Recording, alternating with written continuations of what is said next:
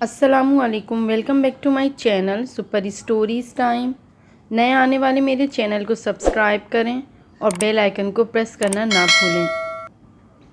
लंबे बालों वाली लड़की, एक रूह की सच्ची और डरावनी कहानी। उसने पर्दा हटाकर खिड़की से बाहर झांका। सामने नज़र आने वाले मंजर को देखते ही उसे झिरझिरी सी आ गई। चाँद की हल्की सी रोशनी में रिहायशी इलाके में मौजूद एक प्लॉट पर कायम वो छोटा सा कब्रिस्तान बहुत अजीब लग रहा था। रुमैसा ने घबराकर खिड़की का पर्दा छोड़ दिया। वैसे भी आज नवीद की नाइट ड्यूटी थी।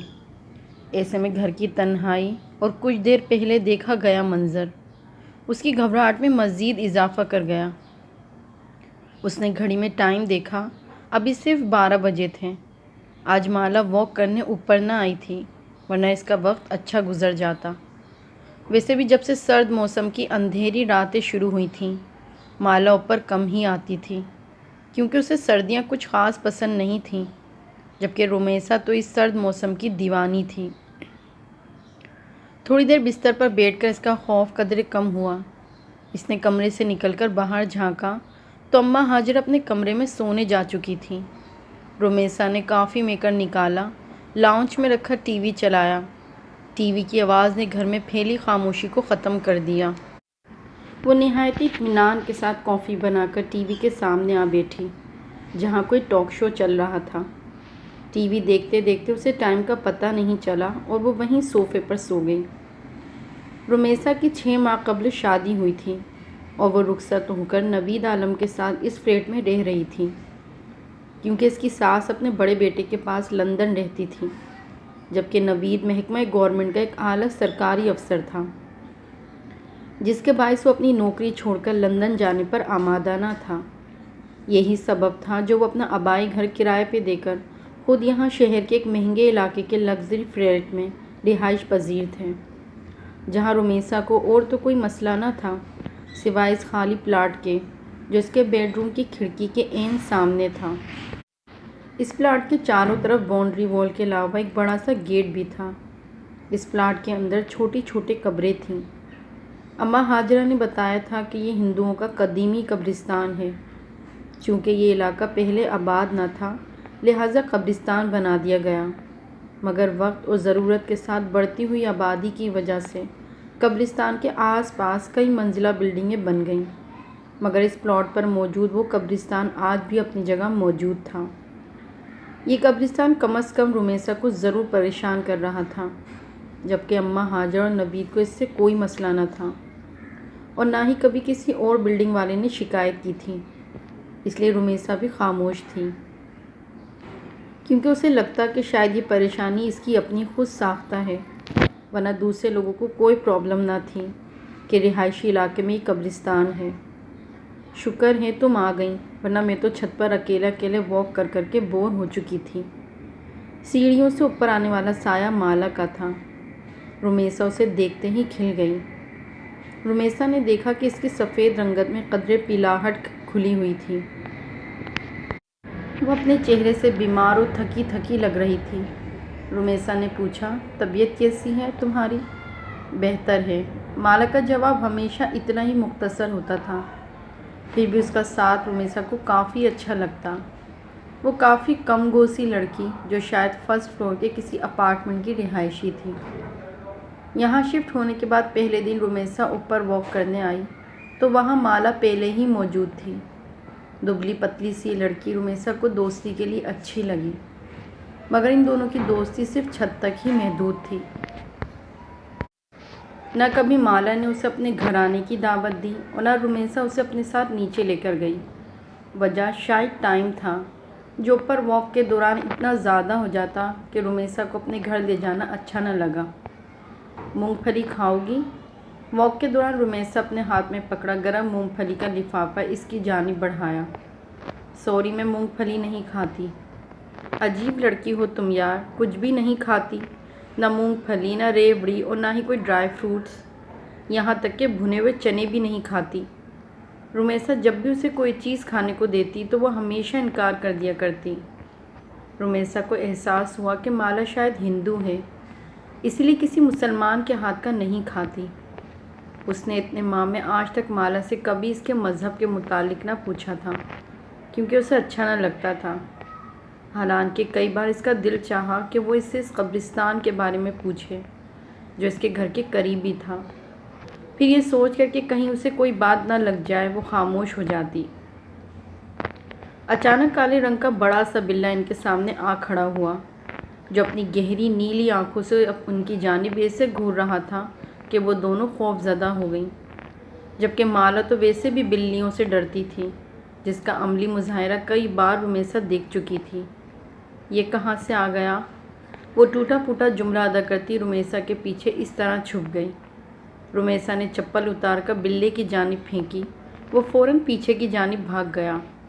اس کے بھاگتے ہی مالا نے سیڑھیوں کی جانب دوڑ لگا دی۔ رمیسا نے پیچھے جا کر اسے روکنے کی کوشش کی، مگر وہ سیڑھیاں اترتے ایسے غائب ہوئی کہ رمیسا کو اندھیرے میں نظر نہ آئی۔ مالا کی اس طرح خوف زدہ ہو کر بھاگنے میں وہ دل ہی دل میں ہنس دی اور نیچے اتر آئی۔ جانے کیوں آج رمیسا کا دل چاہا وہ مالا سے اس کی ذاتی زندگی کے متعلق کوئی سوال کرے۔ شاید لاشعوری طور پر اس کے اندر یہ خواہش جاگ رہی تھی کہ وہ جانے مالا کون ہے۔ 4 ماہ سے ان کی ملاقات تقریباً روز ہی چھت پر اس طرح ہوتی، مگر وہ یہ نہ جانتی تھی کہ مالا اس بلڈنگ کے کون سے فلور پر رہتی ہے، وہ کیا کرتی ہے، شادی شدہ ہے یا نہیں۔ یہ سوچ کر اس نے آج اپنی گفتگو کا آغاز مالا کی ذاتی زندگی کا ارادہ کرتے ہوئے پہلا سوال پوچھا، تمہارے گھر میں اور کون کون ہوتا ہے؟ مطلب؟ چلتے چلتے رک کر مالا نے حیرت سے کچھ اس طرح رمیسا کو دیکھا کہ وہ بھی تھوڑا سا گڑبڑا گئی۔ مطلب ہے کہ تم اکیلی رہتی ہو، تم شادی شدہ ہو یا نہیں؟ اس کے سارے جملے کا ایک لفظ میں جواب دے کر وہ اس طرح آگے کی طرف بڑھی کہ اس سے مزید کچھ پوچھنے کی خواہش رمیسا کے اندر ہی دم توڑ گئی۔ وہ بولی، میں فرسٹ فلور فلیٹ نمبر 103 میں رہتی ہوں۔ رمیسا کے خاموش ہوتے ہی شاید مالا کو اپنی غلطی کا احساس ہو گیا، اس لیے وہ پلٹ کر اس کی جانب آتے ہوئے آہستہ سے بولی۔ اسی ٹائم آسمان پر زور سے بجلی چمکی، ساتھ ہی بادل کے گڑ گڑانے کی آواز۔ جیسے ہی مالا نے سنی وہ بچوں کی طرح گھبرا گئی۔ رمیسا نے دیکھا خوف سے اس کی رنگت زد پڑ گئی تھی۔ وہ بولی، مجھے بارش بالکل اچھی نہیں لگتی، بہت ڈر لگتا ہے بارش میں بھیگنے سے۔ ایسا محسوس ہوتا ہے جیسا میرا سارا جسم جل رہا ہے، پانی کی بوندیں مجھے آگ کی طرح محسوس ہوتی ہیں۔ آپ کو پتہ ہے آگ میں جلنا کتنا ہولناک ہوتا ہے؟ اس کا تصور ہی میرے سارے جسم میں کپ کپی طاری کر دیتا ہے۔ آج پہلی بار رمیسا نے اس کو اتنا بولتے سنا تھا، مگر وہ کیا کہہ رہی تھی رمیسا بالکل سمجھ نہ پائی۔ اس کی زبان سے نکلنے والے بے ربط جملے، کبھی کبھی تو رمیسا کو ایسا محسوس ہوتا جیسے وہ پاگل ہے۔ جیتے جی خود کو آگ میں جلتے دیکھنا، خوبصورت جسم کا آگ کی شعلوں کی نظر ہو جانا، کبھی دیکھا ہے آپ نے؟ اسی پر بادل ایک بار پھر سے گرجے۔ مالا اس کا جواب سنے بغیر سیڑھیوں کی جانب بھاگی، جبکہ پیچھے کھڑی رمیسا میں اتنی ہمت نہ ہوئی کہ وہ آواز دے کر مالا کو روک سکے۔ 1 ہفتے سے زیادہ ہو گیا تھا مالا چھت پر نہ آئی تھی۔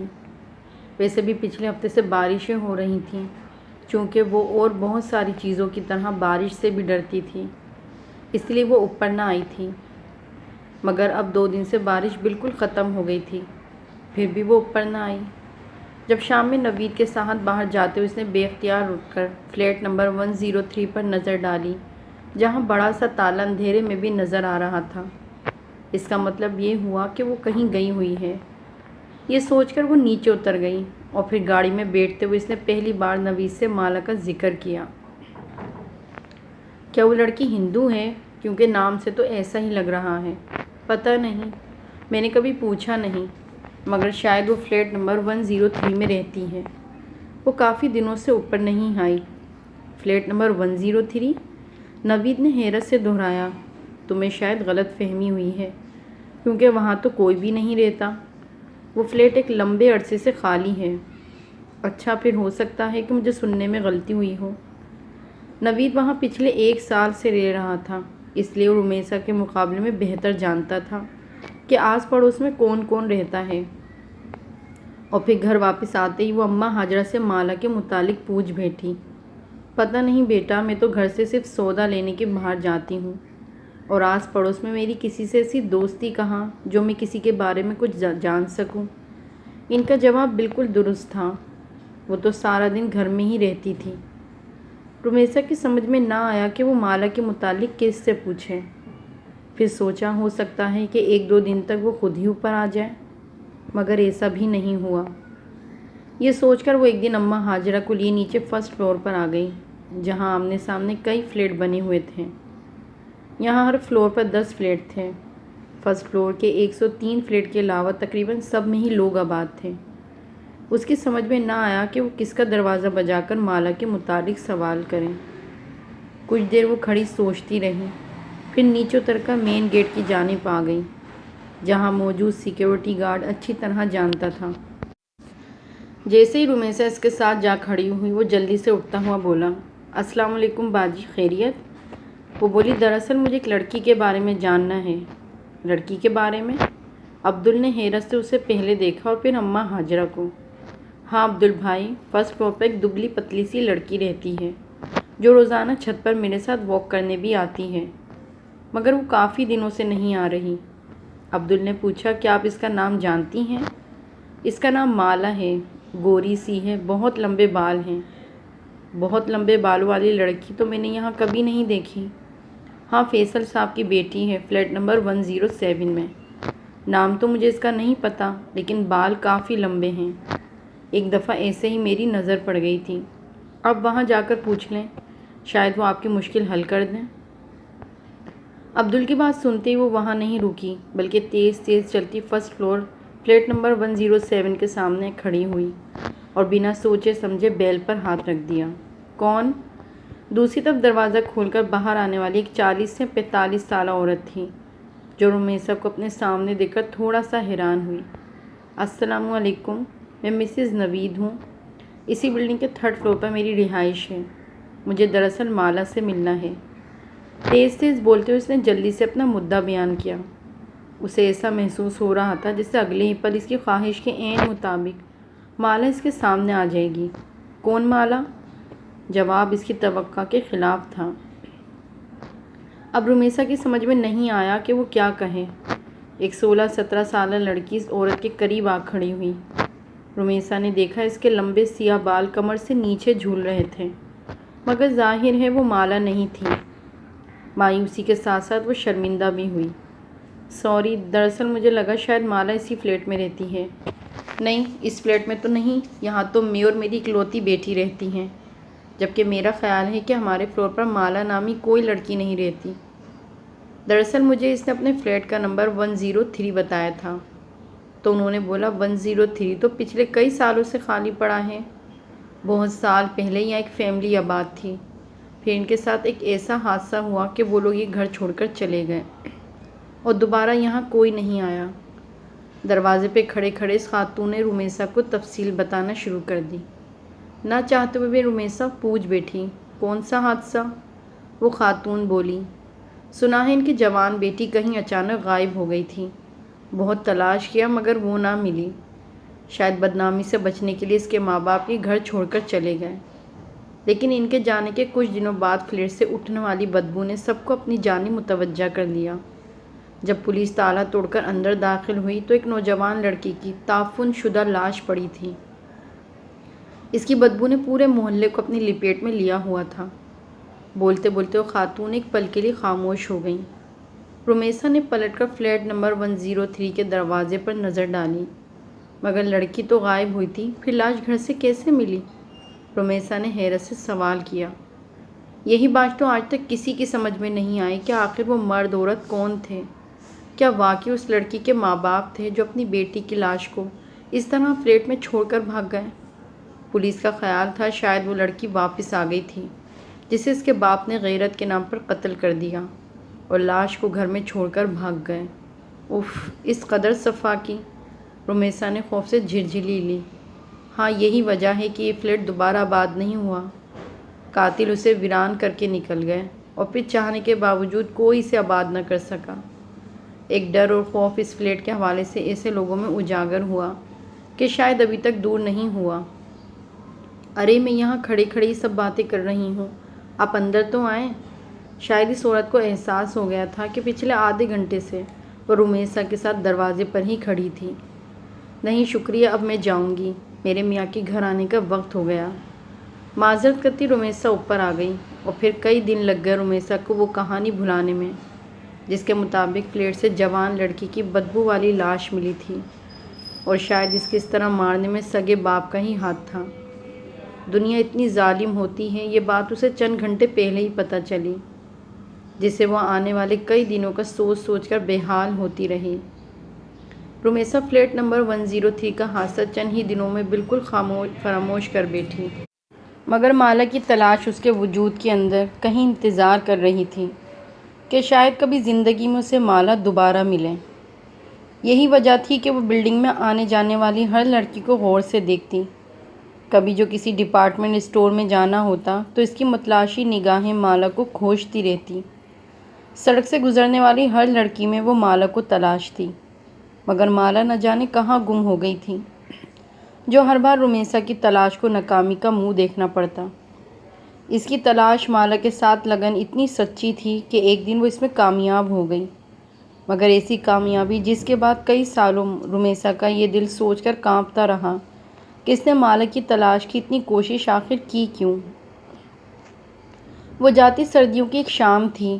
اماں ہاجرہ کو صبح سے ہی نزلہ زکام نے جکڑ رکھا تھا، جس کے باعث وہ اپنی چارپائی پر رضائی اوڑھے پڑی تھی۔ نوید عالم آفس کے کسی کام کے سلسلے میں کل کوئٹہ گیا ہوا تھا اور اس تنہائی میں رمیسا کا دل بے حد گھبرا رہا تھا۔ 2 گھنٹے اس نے لاہور اپنی امی جان اور بہن سے بات کی، پھر جیسے ہی فون بند کیا اسے ایسا محسوس ہوا جیسے کوئی بیرونی دروازے کے پاس سے گزر کر اوپر جانے والی سیڑھیوں کی جانب بڑھا ہے۔